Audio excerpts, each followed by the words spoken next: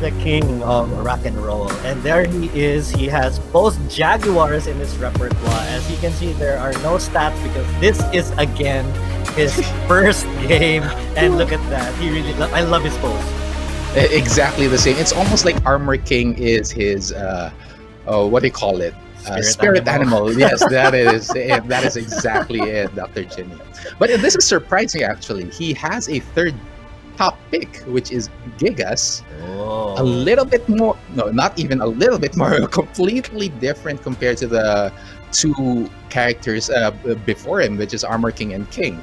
Grappler characters, and while Gigas does have his own set of grapples, he plays a more standing game compared to these two others. In fighting games, players really get to express themselves with their characters, and it's really fun to see people who play the same character. There he is. Look at that. The hair. Oh my goodness. Beautiful and long and free, in my opinion. Very thematic to his name, don't you think? Yeah. Very rock and roll indeed, and rocking that SEIE Olympians face mask as well. Always wear your face mask in this pandemic. Stay safe. Stay safe, everyone. Yeah, giving a little wave there, both players. Jules obviously pleased with his previous performance and still hot from what he was from his match against Coffee Prince.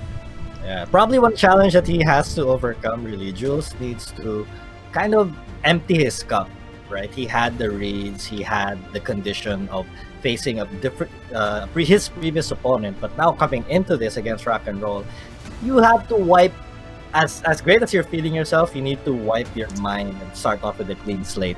Mm-hmm. Considering the amount of information that he has with each characters, that's a lot of wiping that he has to do. Aside from that, he's also up against possibly a king or an armor king, which means plenty of grapples. So it's going to be a throw break trainer match for him in the this match against STIE Olympians Rock and Roll. And Armor King does have his own rendition of the God Fist. Probably not as good, but still Armor King users use it quite effectively. Yeah, though they are both jaguars and they are both kings, they actually play quite differently. Now, King, the regular one, the regular king, is more of a grappler character, which means he will be grabbing you all the time. Talaga hahablutin ka niya paulit-ulit, and he will be throwing you all day long. He will test your throw bringing skills. Meanwhile, Armor King, he's more of a brawler type. Yeah. He has plenty of throws because he is a wrestler, so he has to play with his lore as well. However, he is more of the type to actually go for the punches and the kicks. So he plays more like a regular Tekken character. So ayun nga, you mentioned the dark uppercut that he does have, good whiff punish, definitely not as good as the usual God Fist of the Mishimas because it doesn't have the pushback, it doesn't have the electric property, and it's always punishable. But aside from that, he has the right tools to.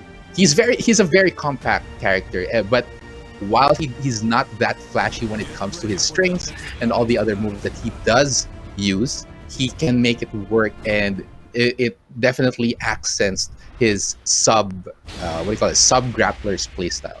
But we're not going to be seeing him apparently. We're going to have the Vanilla King. The lesser cool. No, that's subjective actually. The armorless king. The armorless king. There it is. And we're seeing a reappearance of Bob. How do you feel this matchup goes? Well, this is, as we mentioned, King is a grappler type character, and the grabs actually don't have that much range. Considering this is Bob on Jules' hand, which means he is going to try and go out of range of Rock and Roll. So it's up to Rock and Roll on how he's going to close the distance against Jules. And I'll have to feel, we have to put ourselves in Rock and Roll shoes here. This is his first game. This is his debut.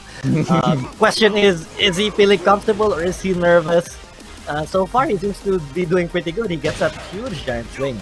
If my eyes don't deceive me, he actually kind of ran before that. So it's a giant swing disguised as a shining wizard. But Jules stuffs it out completely with that crouch dash one.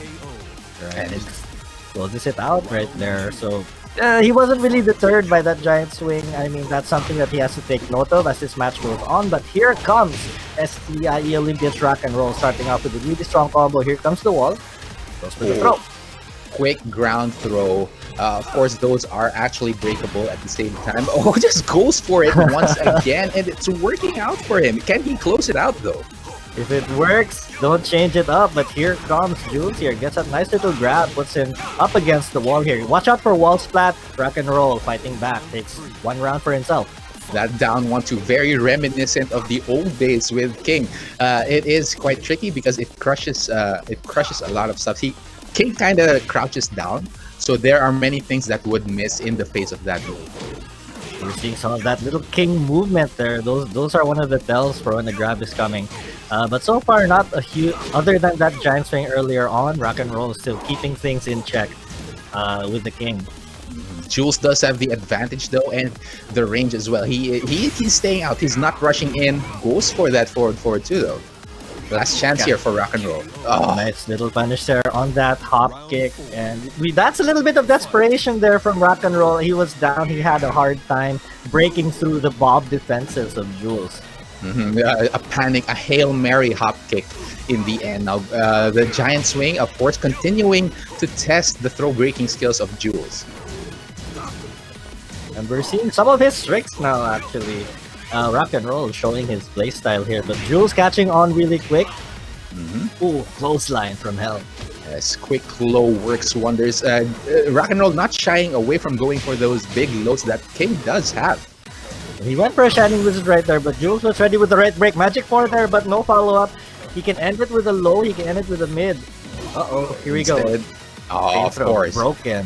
Yeah, that's not gonna work against Jules. He would study the matchup, and as well as the different throws. That would be the right idea. And Jules manages to take that first game, completely stopping any attempts from Rock and Roll to enforce the King playstyle that he needs to do with this character. So what do you think? It looked like Rock and Roll was coming out guns a-blazing there. I mean, you did mention the giant swing disguised as a Shining Wizard, and that did catch Jules by surprise in that first round. But later on, Jules got a feel of what Rock and Roll likes to go for. He broke every other throw since then except for that clothesline, but he was able to control. You mentioned he backs off, he uses Bob's range, play King from a distance, and he took advantage of all the situations that he needed. So he came out with game number 1. Nicely done.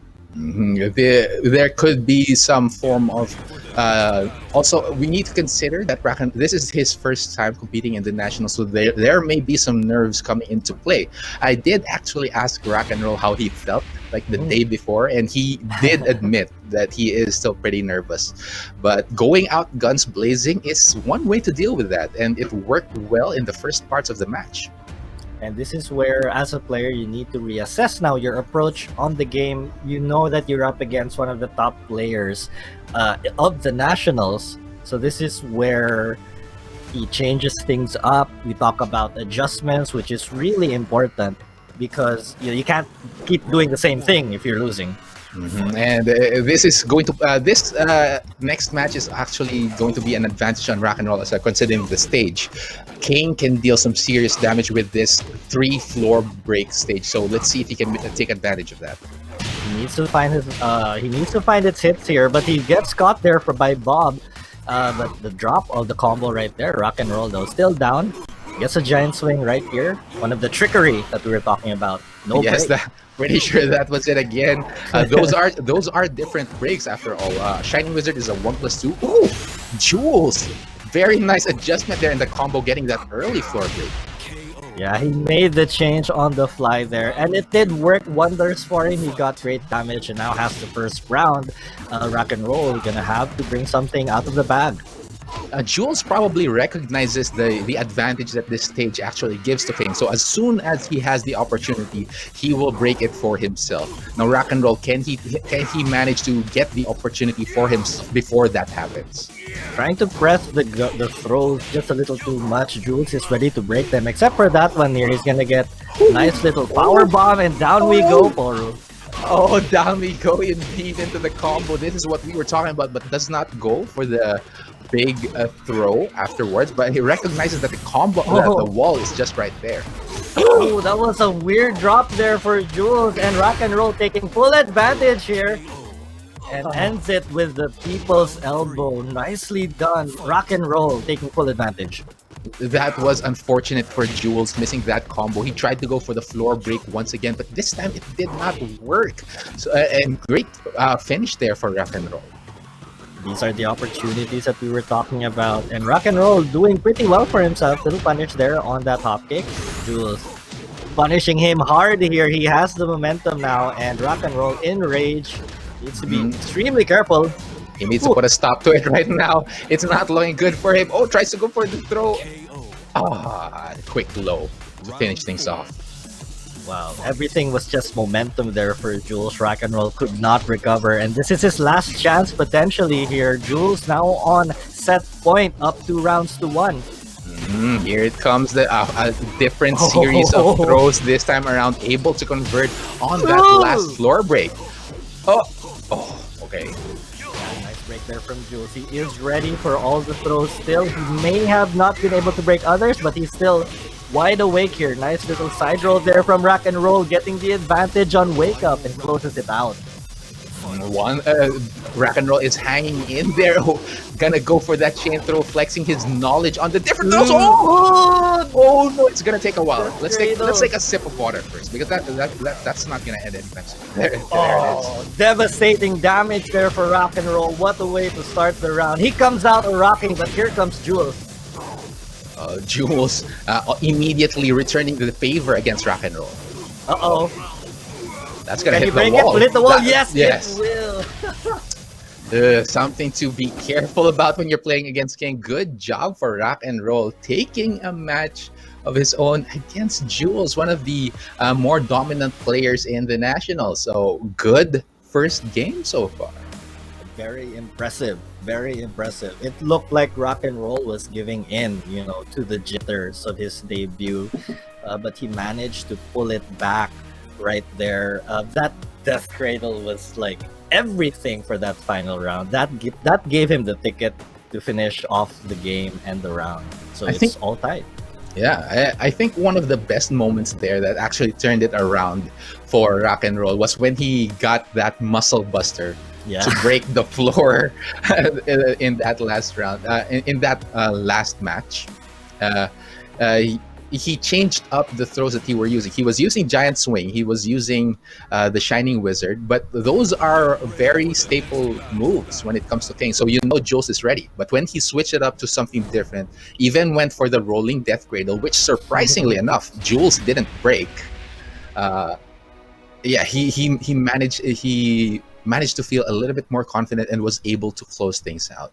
You'd think that Jules is also... I'm sure he is familiar with all the different throw routes that King can bring to the table. But right there, Rock and Roll pulled off the right choice at the right time. Yes, and of all things, it is... The Rolling Death Cradle is the one throw that you want to break. Because all the time, right? Yes, have you seen the damage that just happened? Like, it's crazy.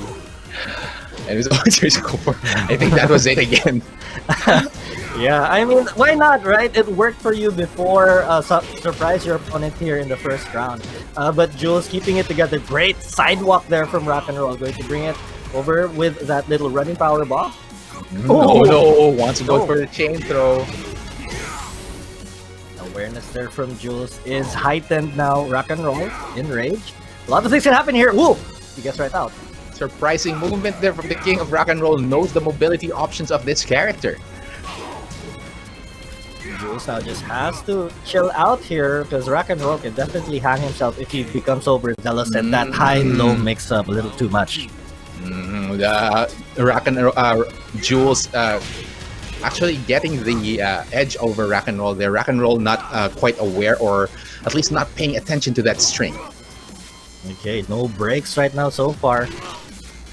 He ends it. Or he either ends it or maybe not, doesn't get anything afterwards. Oh. Right, the jabs here now for Rock and Roll. He has the life lead. Jules really doing his best to fight back. Catches him with that launch here. He's gonna seal the round here. He is. Off angle, that ender is actually a bit dangerous because there are times that the opponent is able to recover and then block completely, in which case Jules would have been in serious trouble, but still it worked out in the end. Shows how confident he is in using that finisher there, and he is now on set point, 2 straight rounds, and has Rock and Roll in the corner going for that move to wall slap. I can see the nerves still getting to Rock and Roll, not going for more optimal damage there, but still the damage is coming in. But Rock and Roll, he has to fight his way out now. Some desperate times right now. He gets a Shining Wizard here. He tries to go for the mix-up, but it gets broken. The sidewalk there to avoid the throw. Jules now. Oh! Little jump. Oh! The huge low parry for Rock and Roll. Showing clutchness. And a corporate elbow to show that I'm still in it. I need to win this match. He still wants it, but oh my goodness, Rock and Roll unable to break a throw.